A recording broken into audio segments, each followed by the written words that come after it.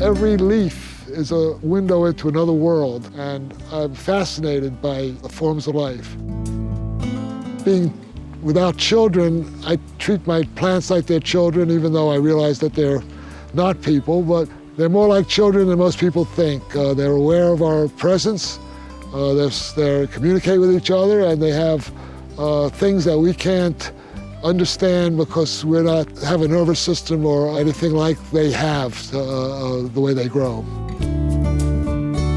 As a child, I was into nature. I wanted to have every snake I saw as a pet, every turtle, every frog, anything like that. I brought home pigeons that with a broken wing and kept it for years. I've had numerous snakes get loose in the house when my mother would be fighting them in her shoes. I think I'm mostly influenced by watching Tarzan movies as a kid. Tarzan was like this man of the jungle, and I dreamed of living in a jungle and having a chimpanzee for a pal and being like him, and really it was a fantasy that I kind of lived out part of my life to make as true as it could be for me.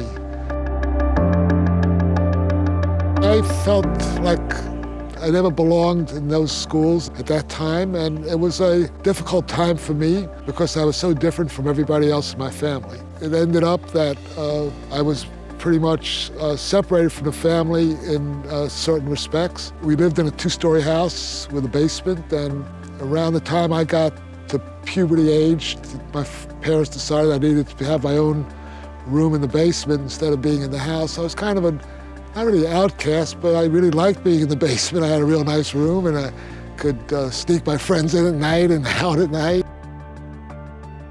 At some point, I remember riding my bicycle to a place in New York called Nickerson's Nursery and bringing home a plant in a little pot that didn't have much of leaves on it at all. It was more like a root system in a pot, and the man said it was a pretty flower. And I bought it for like $6 or $4 or something. And I took it and planted it in the yard, and I watched it become a beautiful 6-foot-tall blue flower, like nothing I've ever seen, nothing I've ever touched, nothing I ever had anything to do with was so beautiful. And I was enchanted by plants and the way they could grow.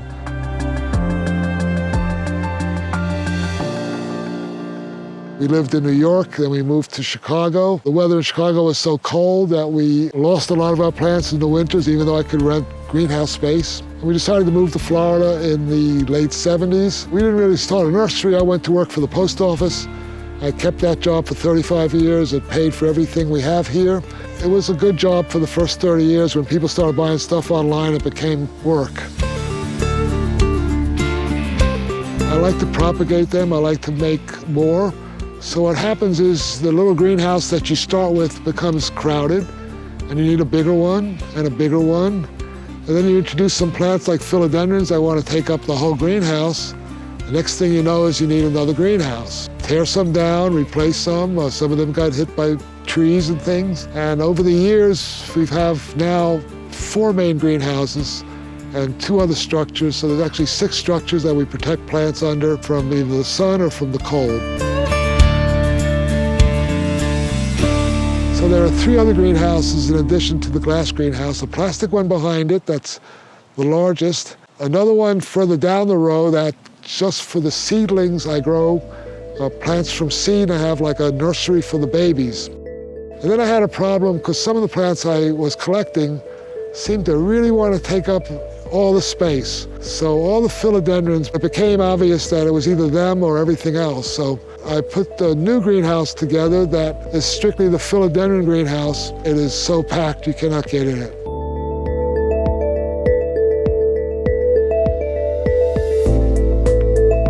A friend of mine calls the greenhouse behind me her church, because she gets something like that. It's like some people get from church from the plants.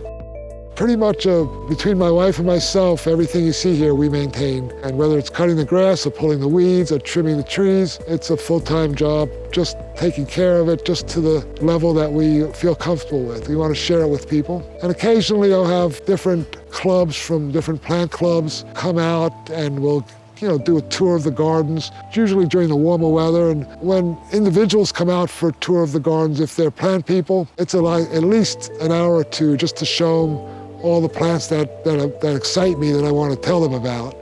And if they're really interested, I have to ask them to leave after they're here too long, because it becomes, I want to live here. in this atmosphere. But it brings a lot of joy to people. People can come in here all grumpy and unhappy, and by the time they leave, they're smiling and they got a whole different attitude about life. And that's what I love to share about people, is the wonderful feeling you get from being around plants or being in the woods. You just go out in the woods in nature, and it's healing to people. Also do some hybridization of my plants, trying to make new varieties. So I have a propagation room that's also my studio. That's kind of my sanctuary of sort, where I have my art supplies and some lights that I grow the seedlings under. And I find it to be a place of great comfort, and I produce a lot of things that I'm pleased with there. The artwork that I've done is pretty much all plant related, whether it's concrete representations of leaves, whether it's wire representation of plants, whether it's stained glass mosaic, or other mediums. But I do try to capture the essence of my favorite plants in a way that I see it. Having such a large collection with more than 10,000 plants that are under my care does give me some serious concerns for the future.